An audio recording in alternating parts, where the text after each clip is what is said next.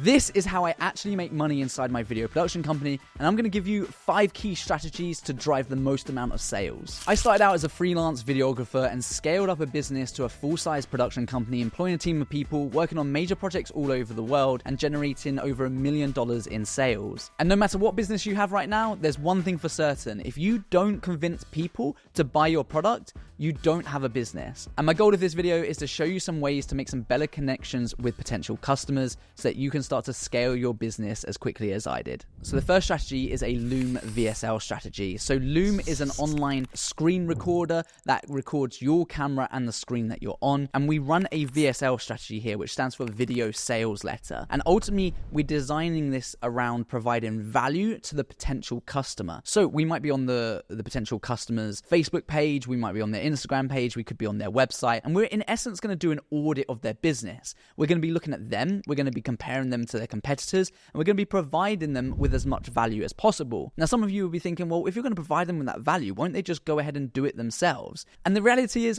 most businesses don't have enough time to do this stuff themselves. They'd much rather outsource and hire a professional company that's providing the value to them and spark a conversation with those guys than they would to try and take it in-house and try and work it all out themselves. This is one of the strategies that we get such a good reply rate from, and the amount of people that are willing to kick off a discovery call with us where we have a conversation with them about their needs and then we're able to make a sale from that point is much higher than traditional sales strategies. So the key things that go into a Loom recording is a very quick intro to you, what challenges your business will help their business with and how you can provide a solution to their problems. Then screen share some value. So where could, in this case, video production fit to help uplift their business? Perhaps it's driving more sales or whatever you think the goal is of their business. Maybe it's generating more awareness, maybe increasing their social media following. Whatever that looks like, you have to get that across in the video. And then by contrast, we show them some of their competitors to get an idea of what they're doing and to create some learnings so the person can clearly see what's working well in the competitor space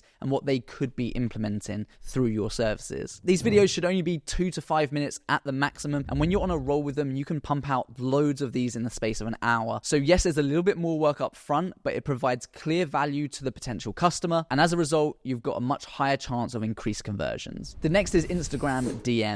Now, this is pretty straightforward strategy, but there are some key areas that makes it much more successful. So the first thing is, if you go to one of your existing clients' Instagram pages and you follow them, it will come up with suggestions of other people in that industry or other pages you might like. That's a really good way of discovering what potential clients are out there that you could provide value to or could work with. So go through those profiles, you're going to follow them, you're going to interact with some of those posts, and then you're going to just drop them a DM. But don't forget, when you drop them a DM, this will go through into their message requests folder. Most businesses do check this, but it doesn't mean that it will be guaranteed to hit their inbox. Now, unlike the first strategy, you want to keep this really simple, and you might want to try different types of media, whether it's a voice note, whether it's a video recording, whether you send them a picture, whether you just use a normal message, but you want to keep it straight to the point. Hey, would love to have a chat about this. Here's some ideas or here's some value. And again, always trying to provide value to elicit a response. You could even kick it off with, hey, just got a quick question about your services if you're available. And then they would reply. And then you could ask them some questions about their business and then say, oh, that's really interesting. We do this. Is that something that you would be interested in having a further conversation about? Whatever it takes to get it out of their message requests folder and into their inbox so that you can start that conversation with them. And if they don't see your message, then you can always comment on their next post with just saying, hey, I dropped you a DM. Would you mind just checking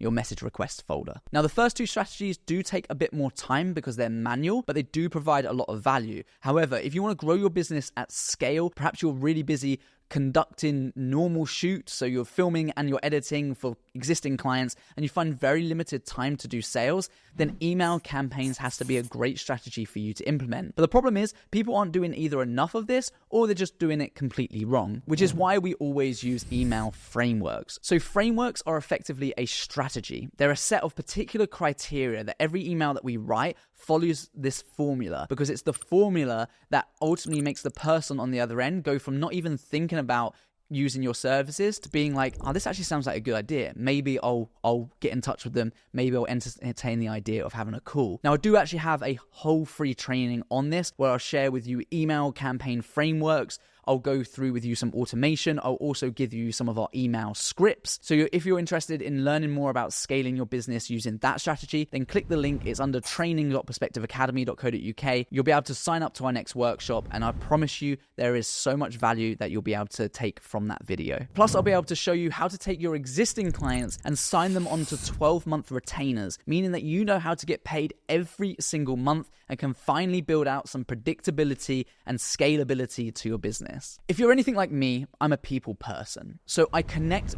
best with clients when I'm in person, when I'm talking to them, because I can gauge their body language, I can gauge their tone of voice, and we can start to really build up that rapport and that relationship that ultimately leads to having a sale and a longer term relationship with a client. I have in the past found it very difficult to get that across over email and ultimately be like, hey, do you want to buy this thing that I'm selling? Whereas when you're in person and you're speaking to clients, you can really start to understand how you can help them and how it can make a really good working relationship. So the next strategy that I still use now, from being a freelancer right through to today, having a production company, is networking. Going to different networking events to have conversations with businesses who are actually seeking to generate more sales. Otherwise, they wouldn't be at networking. And so as part of what we do in video production, we might want to support them in making sales by getting their name out there, helping them stand out from competitors, maybe just increasing their social media following so they've got more chances of inquiries, or doing sales videos, paid advertising, whatever that looks like. But the biggest key here to where loads of people go wrong is they're just not in the room with the right people. If you're going to a really small networking event with local businesses who are selling really low ticket products, then they're going to have to sell a lot of their products in order to afford your services. So it's making sure that you pick the right networking event for your niche,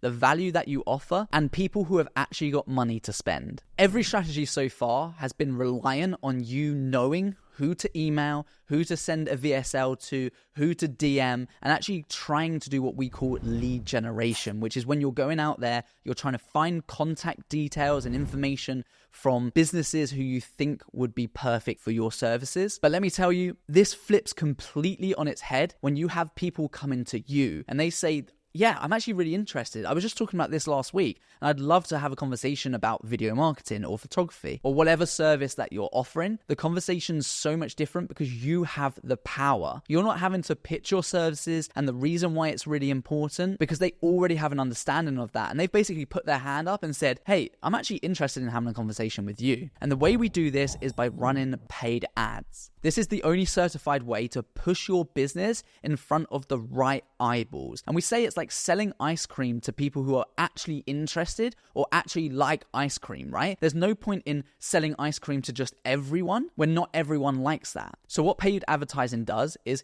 it knows what people sit in that audience group who are interested in your type of services, and it pushes out your adverts to those people. In essence, selling ice cream to people it knows like ice cream. The downside to this strategy, unlike some of the others, is that it does cost money. You're going to be wanting to spend at least $15 a day, if not more if you can, to actually run paid ads. And you're going to want to run this for a good few months to start to really drive some proper results. However, if you've got that capital to spend, then paid advertising is something that I'm seeing production companies and filmmakers utilize a lot more, even at a freelance level, because ultimately, how are people going to buy from you if they don't even know that you exist? These are just some ways that I make money, but if you want to know about what other filmmakers are doing to make money and how much money they actually earn each year, then click this video right here. I interviewed some highly successful freelance filmmakers and photographers, and they shared with me how much they make and the ways that they actually generate that income,